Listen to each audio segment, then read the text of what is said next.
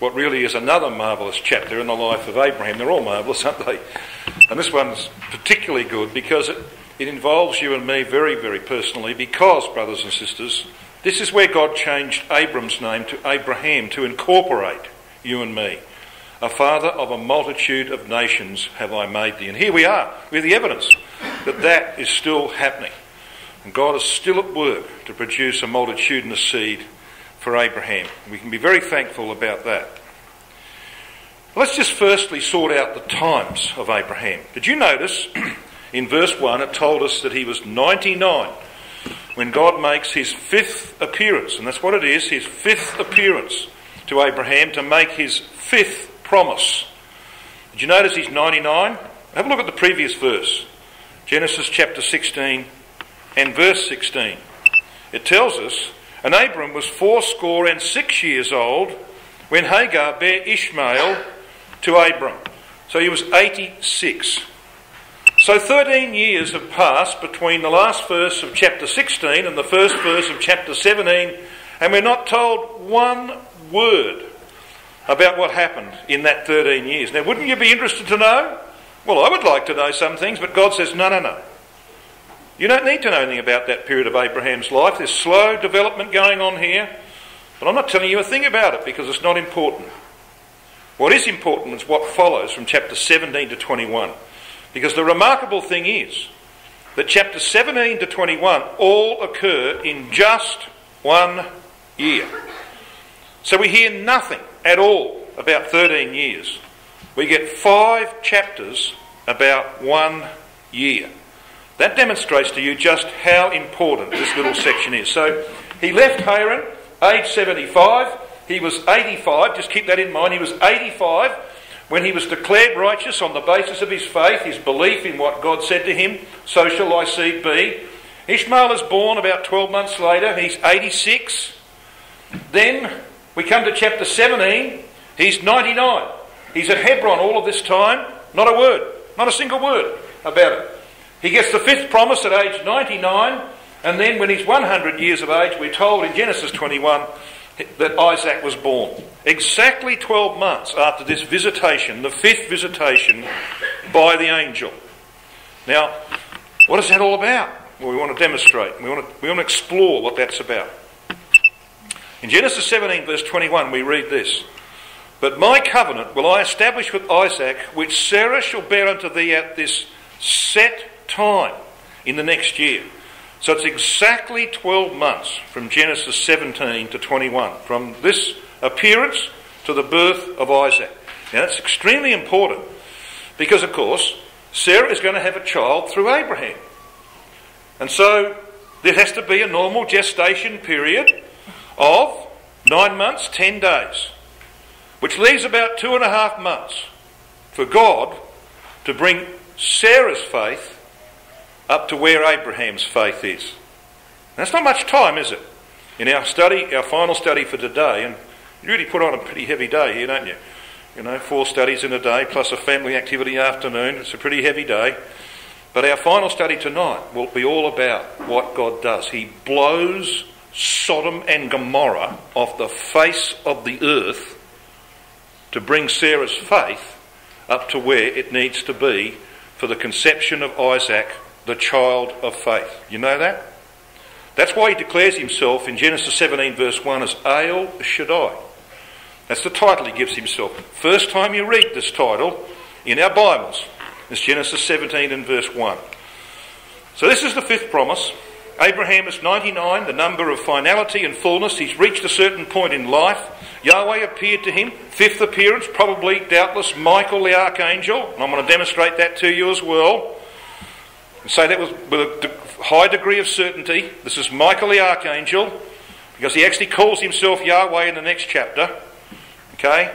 He's called the angel of Yahweh's presence in Isaiah 63 and verse 9. So when he's sent, God's there. He's the angel of God's presence. You notice in verse 1 it says that Yahweh appeared to Abram and said unto him, I am Almighty God, El Shaddai. The first of 48 occurrences of that divine title in the Old Testament. It refers here, brothers and sisters, to its primary meaning. Whenever you meet this name, this this title of God, El Shaddai, its primary meaning is of the builder and nourisher of a family. However, as you're going to see when we examine this title, it also has the idea of being a destroyer. And its final occurrence is in Joel chapter 1 verse 15, where it's clearly about God being a destroyer. Okay, so there's these two aspects of it.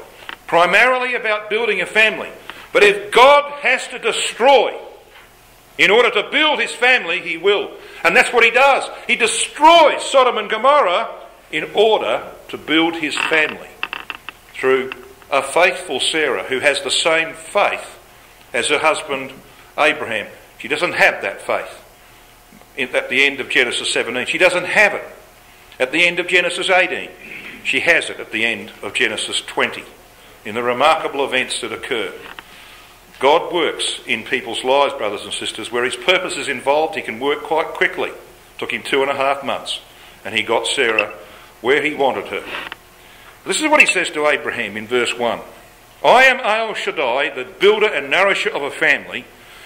Walk before me, and be thou perfect. Now in the Hebrew, halak panim means, literally, walk as though in my presence. Panim, faces.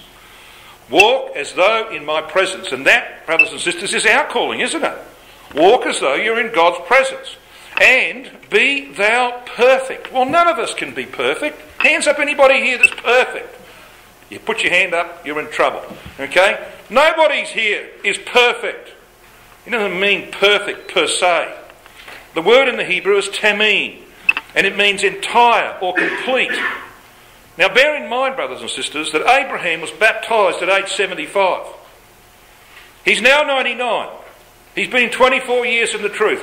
How many people have been in the truth for 24 years or more? Here, I can put my hand up. I'm getting close to 50. Anybody? Well, there's a few. Yeah.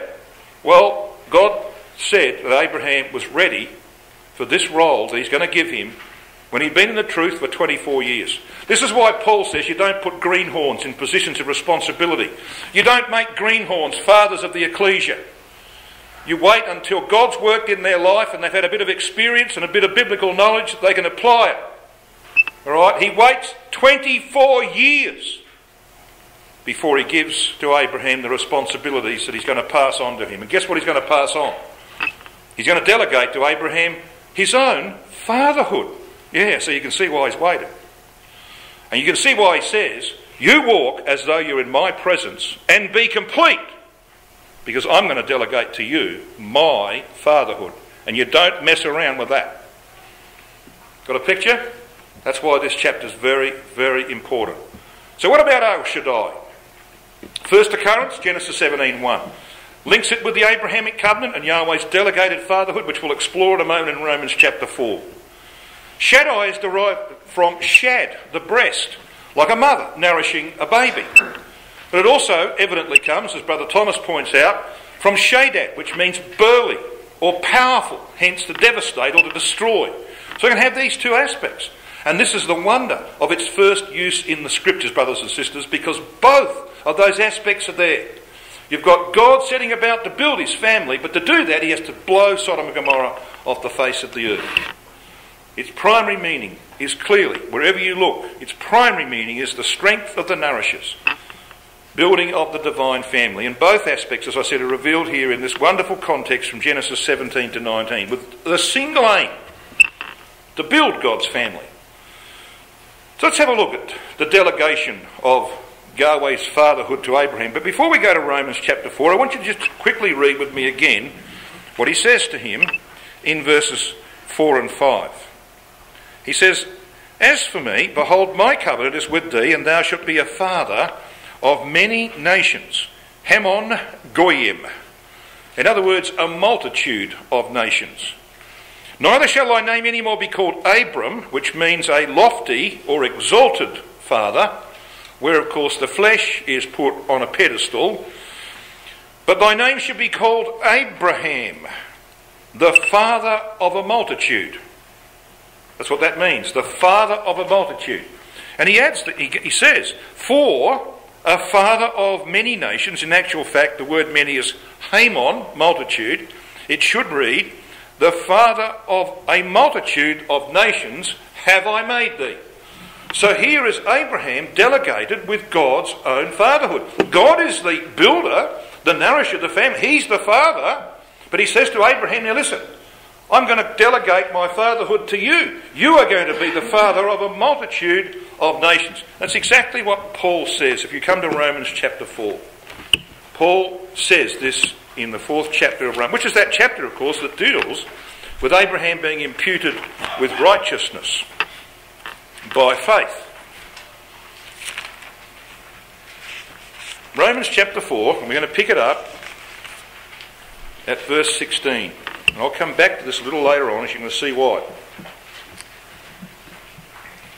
Verse 16 of Romans 4, therefore it is of faith that it might be by grace, to the end the promise might be sure to all the seed, Jew and Gentile, not to that only which is of the law, Jew, but to that also which is of the faith of Abraham, who is the father of us all. So he's called the father of the faithful. Then we read this in verse 17. Now, do you notice that verse 17 starts with a parenthesis? There's a bracket there. You see that? As it is written. So what Paul is saying in verse 17 is explanatory of what he's just said in verse 16. As it is written, I have made thee a father of many nations. So he's quoting, as you clearly can see, from Genesis chapter 17 and verse 5. Direct quotation. That's his quotation in brackets. And then he says, before him whom he believed, even God, who quickeneth or makes alive the dead, and calls those things which be not as though they were. Now this phrase, before him, in the King James Version, is just one Greek word, katananti. It means down, over, against. That is, in the sight and estimation of. Hence, he was like unto God. That is, he was allowed to stand in his presence as the father of the divine family. So get a picture of this, brothers and sisters. Here's God the Father saying, I'm El Shaddai. I'm going to build a family. I'm going to nourish it. But here, Abraham, you're standing down over against me. You're inferior, but I'm delegating to you my fatherhood. That's why I want you to walk as though you're in my presence and be complete. You can't do this job if you're not those things. That's why I've had to wait for 24 years. You weren't ready for this earlier on. I waited. Because now I've got you where I think you can take this role on. Then he hands him a knife and says, hey, cut your flesh off. Circumcise your flesh. You want to lead in the ecclesia, brethren? People must be able to see that in your life you have cut off the flesh. You haven't cut off the flesh. You are not eligible for ecclesial leadership. Period, as you say in this country. It's as simple as that. That's the lesson we learned from Genesis chapter 17. So here you've got God handing Abraham a knife, commanding him to cut off his flesh. This is where circumcision is introduced. Because you see, that is what's required for someone who takes on the delegated fatherhood of God. I want you to come to Isaiah 51. Let's just lock this down, shall we? This is what God's talking about. Isaiah chapter 51.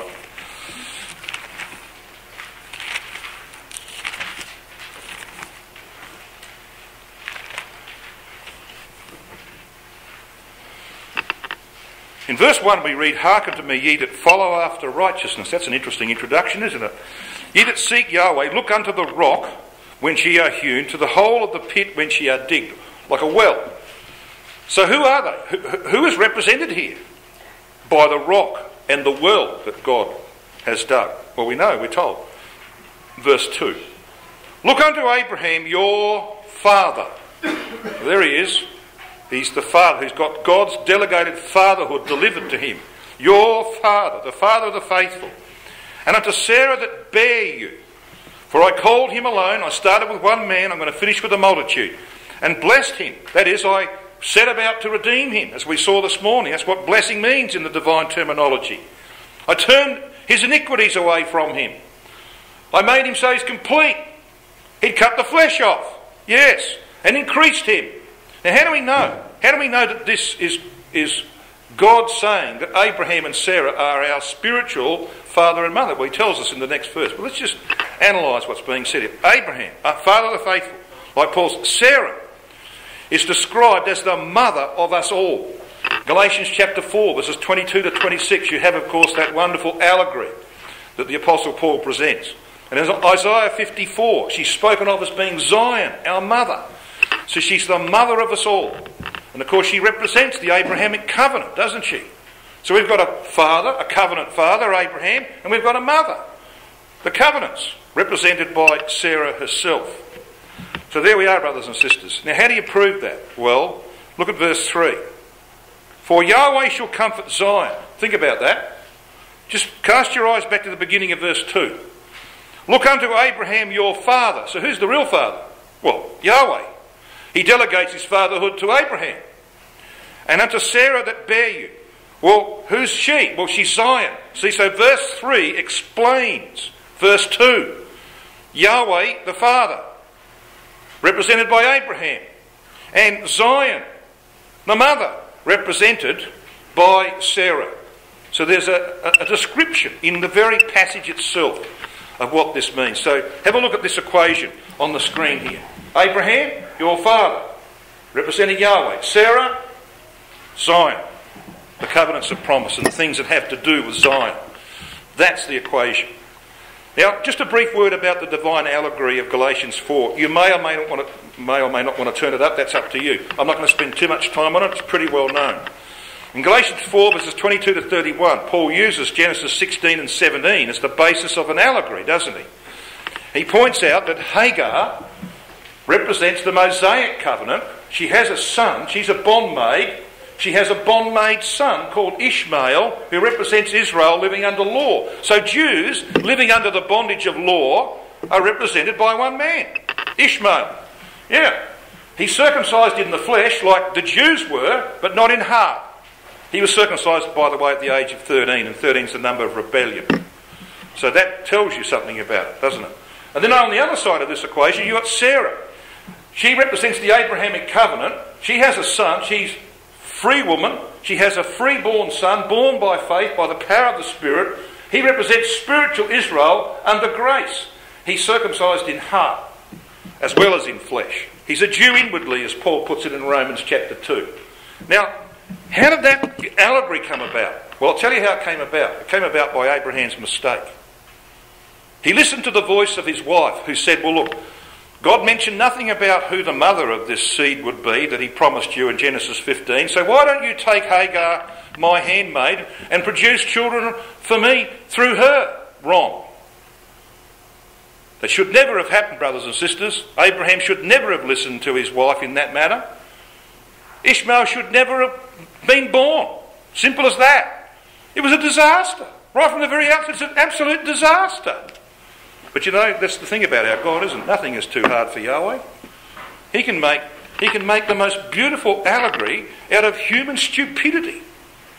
Simple as that. He can take man's mess and make something beautiful out of it. Even as he does here. Now I want you to come back to the As For chapter, to Genesis 17. If you haven't got this marked, it's well worth doing it. Genesis 17 is the As For chapter. And you'll see what I mean as we proceed. So here in verse 4 of Genesis 17, Yahweh begins, before he changes the name of Abraham, he begins with these words, as for me. And guarantees, of course, his involvement in the outcome. He's going to complete this family, verses 4 to 8. He talks about that. He says, I will be their God and they shall be my people. That language occurs 7 times in the prophets, brothers and sisters. 7, the covenant number. And whenever you read that language, it's about the fulfilment of the Abrahamic covenant. I will be their God and they shall be my people. Have a look at verse 9. And God said unto Abraham, this is what the King James says. It says, thou shalt keep my covenant, therefore. But if you go to the literal translations, this is the way it should be rendered. But as for thee. So in verse 4 God says, as for me, this is my part. In verse 9 he says, Abraham, as for thee, this is what I want you to do. Here's a knife, go and cut your flesh off. When you come to verse 14, we read this.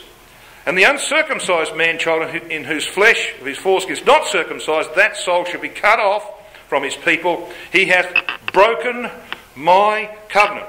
In the literal Hebrew, it should read, but as for the uncircumcised male.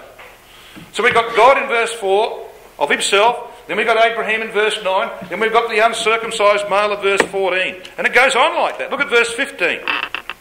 And God said unto Abraham, as for Sarai, thy wife, we're going to change her name as well. So he addresses her. She must have Abraham's faith. And of course she doesn't have it. And in verse 16 we read, I will bless her, because I've got to go through a process with this lady, and I'll give thee a son. She's not ready to produce the son of promise. She does not have your faith about this matter yet, Abraham, as we're going to see. I know that. So I'm going to have to go through a process with her, because she's going to become a mother of nations and kings of people shall be of her. But it's going to be painful for a while, for the next 2.5 months, at least. Then we come to verse 20. And as for Ishmael, because you see Abraham says, well, oh, that Ishmael might live before thee in verse 18. And God says, yeah, okay, we'll include him as well. As for Ishmael. See what he's done here? This is the as for chapter. As for me, as for Abraham, as for the uncircumcised male, as for Sarai, as for Ishmael. He's dealing with each one in turn, brothers and sisters. And of course, what that implies is he deals with us as well. And what about this covenant of circumcision? It was introduced to demonstrate the method of participation in the Abrahamic promise. It's no different for you and me, essentially. Circumcision preceded the law of Moses. Christ makes that point in John 7. It was the seal of imputed righteousness by faith. Paul makes that point in Romans 4, 9 to 11. When was Abraham, he asks, justified by faith? When he was circumcised? No. When he was uncircumcised. He was justified in Genesis 15. When's he circumcised? Genesis 17. Right? It typically foreshadowed baptism into Christ. And that was to be translated into a way of life. Now I think I should refer to this one. Colossians chapter 2 verses 11 to 13. Because you see, brothers and sisters, and I say that deliberately, brothers and sisters, we've all, if we're baptised, we've all been circumcised in the spiritual sense of that term. And we find that out from Colossians chapter 2.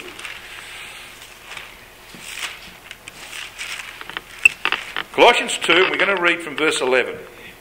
He's talking about Jesus Christ, in whom, he says, also ye are circumcised with the circumcision made without hands, in putting off of the body of the sins of the flesh by the circumcision of Christ. Now how does that happen? Well, he tells you in verse 12, buried with him in baptism, wherein also ye are risen with him through the faith of the operation of God, who hath raised him from the dead. So when I got baptised, brothers and sisters, I was circumcised. And we're not talking anything here about the literal circumcision of baby boys, because this kind of circumcision applies equally with females. This is spiritual circumcision. When you're baptised into Christ, you were circumcised in the terms of the Scripture. And so, of course, when you have circumcision, literal circumcision, introduced in Genesis 17, it's clear what that means. It's pointing forward to you and me being involved in the promises made to Abraham by baptism into Christ. That's what it's pointing forward. But it also, of course, highlights a simple fact. This is the chapter where God says to Abraham, walk as though in my presence and be complete. In other words, I want you to cut your flesh off. That is what circumcision really is about in life. I don't think that's too hard to understand, is it? When the Bible's allowed to explain itself, it's pretty simple, isn't it? Very, very simple. So it's intended to be an outward sign of an inward change. That's why Paul talks about Jews inwardly. He says, well, the Jews, they were circumcised, they did all sorts of things, but they weren't circumcised in heart. Ishmael was circumcised in the flesh, but not in the heart. And that's where the circumcision has got to be. So, I want you to come back to Romans 4. You got a bit of a feel how important Romans 4 is in the life of Abraham? Well, you're going to get a real sense of that now. If you can focus, if you can allow a little bit of blood to go to your brain that's now going to your stomach after lunch in what's called the graveyard shift for speakers, you just allow a little bit of blood to go to your brain. I'm going to just tease it a bit. Okay? I'm just going to tease your brain a bit.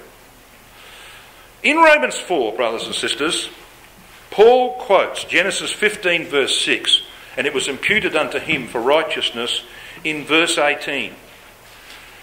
You in Romans 4 with me? Verse 18. At the end of the verse, so that which was spoken, so shall thy seed be. He's quoting from Genesis chapter 15 and verse 6, in the context of him being imputed with righteousness. He quotes from Genesis 17 verse 5 in verse 17. We've just read that one, haven't we? As it is written, I have made thee a father of many nations. So you've got two quotations from Genesis. One from chapter 15 verse 6 and one from chapter 17 verse 5. So how many years apart is this? 14. Because in Genesis chapter 15, Abraham was 85. In Genesis chapter 17, he's 99. When I went to school, there's 14 years between them. Okay? That's pretty simple, isn't it? Well, the name Abraham occurs in Romans 4. And let me just point out that God didn't put the chapter divisions in. They were put in the Middle Ages, by the way. So they're not God's invention. But it's clear that the translators have got the chapter divisions pretty well right here. That Romans 4 is a context in its own right, stands alone in its own right. In that context, Abraham occurs 7 times. Only 9 times in the whole book of Romans. 7 of them are here in Romans chapter 4. The term father occurs 7 times in Romans 4, 12 in the whole book of Romans. The terms circumcision and circumcised occur collectively together 7 times in Romans chapter 4. Uncircumcised and uncircumcision occurs 5 times in aggregate. And in verse 16 we read this, and this is the literal translation you can see on the screen. Wherefore, out of faith, that according to grace it might be. So what's the number of grace? 5. Yep, you got that one right. 5's the number of grace. Okay. So this is all about Abraham being delegated with God's fatherhood to produce a multitude of nations upon the basis of faith, that they might have the grace of God. Isn't that interesting? Because at 5, all right, we've got 7, the covenant number, 5's the number of grace, and this is 14 years between the two quotations are made. Here he's imputed with righteousness. Here his name is changed to involve the Gentile peoples. When I went to school, if you multiplied 5 times 14, 5 grace by 14, you got 70. Which just happens to be the number of the nations. I have made thee a father of a multitude of nations. Proof? Genesis 10, count the names, 70. Exodus 15:27, 12 wells of water. At Elim, the place of the mighty ones, vision of the kingdom, 12 wells of water. How many palm trees? 70. Go to Luke chapter 9 verse 1, sending forth 12 disciples 2 by 2. Luke 10 verse 1, how many? 70. 12, 70. It's the number of the nations. Got a picture? Yeah. Come back to Genesis 17.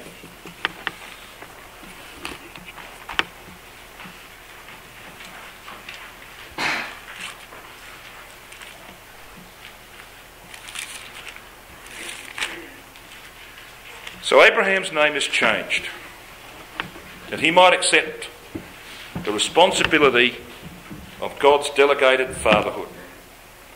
So what does God do? Look at verse 5. Neither shall thy name any more be called Abram, but thy name shall be Abraham. So what God does is he adds the 5th letter of the Hebrew alphabet, which has a numerical value of 5. So each of the Hebrew alphabet letters, the 22 of them, have a number attached to them. So Aleph is 1, Beth is 2, so on it goes down. Each has got a number attached to them. That's why we can do what they call gematria. You know what gematria is? You can work out the numerical value of every single word, every single sentence in the Bible. That's got a numerical value to it. Now, why would God use the two languages where this happens, Hebrew and Greek? Well, because he's actually underscored it, brothers and sisters. There is a pattern of sevens through all of the scripture. Why 7? Well, it's covenant, true, but 7's also the spirit number. God is saying, this is my book, don't fiddle with it. I've done this. You know, man's tried to recreate the patterns of 7s with a computer and never achieved it. They've tried it. So you see, he doesn't mess around with numbers. He puts the 5th letter of the Hebrew alphabet with a numerical value of 5 in the 5th position of Abram's name. Abram has a numerical value of 243. Abraham has a numerical value of 248. If you use the right text, the name Abraham occurs 248 times in the Bible. That's perfectly accidental. Yeah. Abram has 5 letters, 4 consonants and 1 vowel.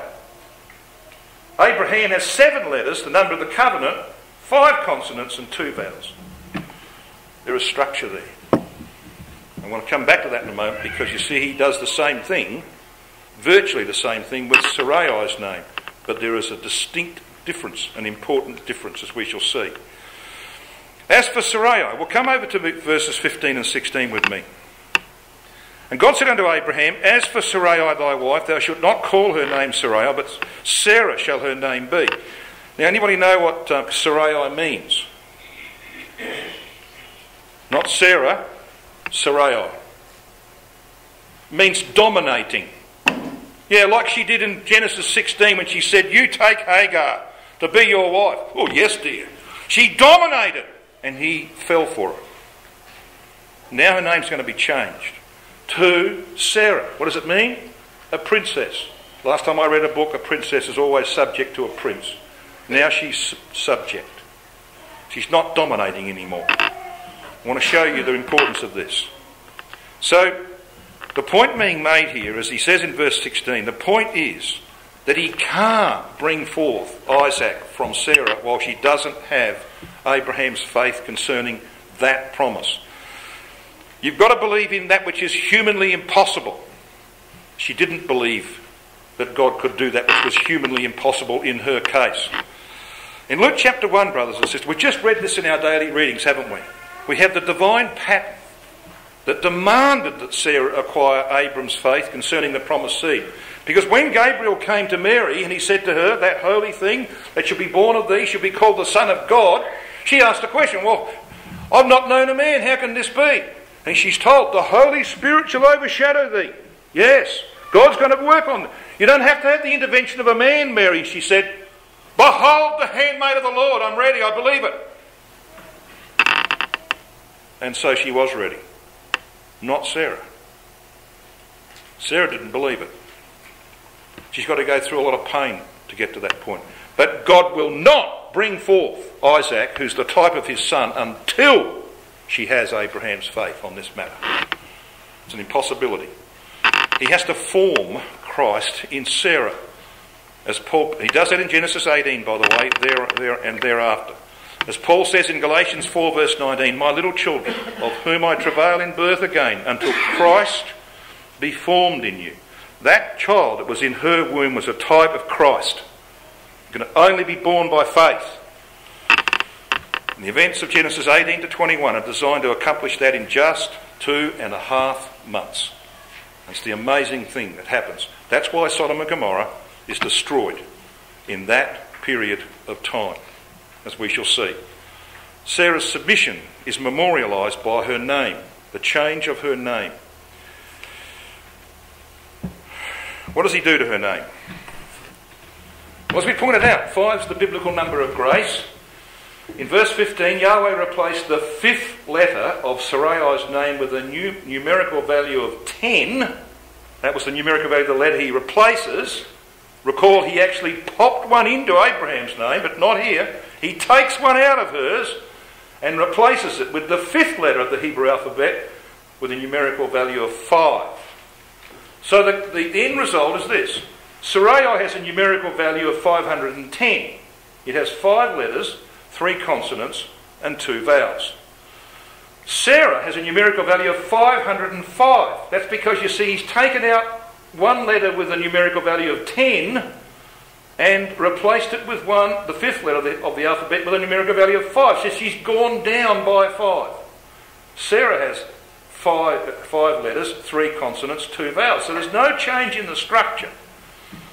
But it memorialises a change in Sarah. The net result, I want you to come to 1 Peter chapter 3, verse 7.